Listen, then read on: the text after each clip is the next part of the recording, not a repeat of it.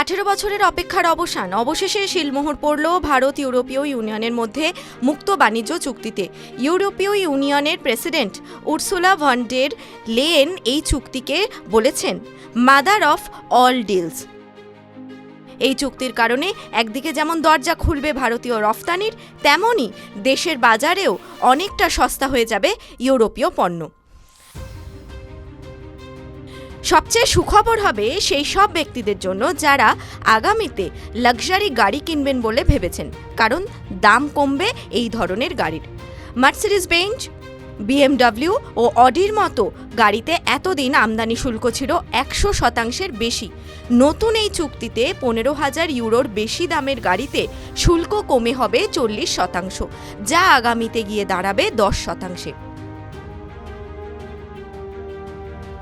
ফলে এই ধরনের গাড়ির দাম কমতে পারে কয়েক লক্ষ টাকা। তবে ভারতের অটোমোবাইল শিল্পকে বাঁচাতেও পদক্ষেপ করা হয়েছে এখানে। 25 লক্ষ টাকার কমের গাড়ি ইউরোপ থেকে আমদানি করা যাবে না, সেই সব গাড়ি তৈরি করতে হবে ভারতের মাটিতেই।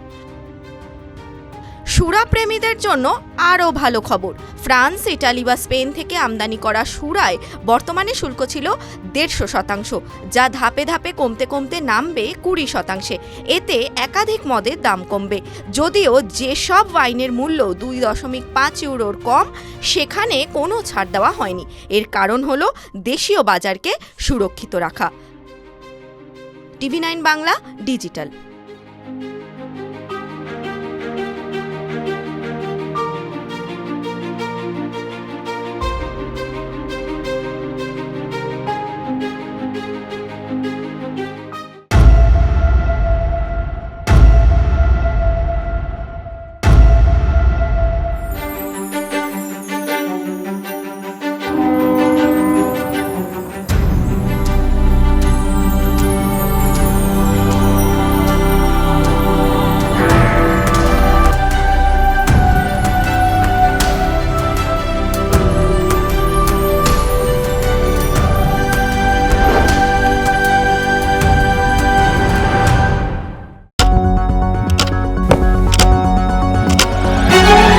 রাজনীতি শুধুই কি রাজার নীতি?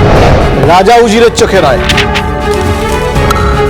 আপনার আমার চোখে সমাজের ছবি। কঠিন কথা সহজভাবে না বললেই নয়। প্রতিদিন রাত 9টায় TV9 বাংলায়। TV9 বাংলা না দেখলেই নয়।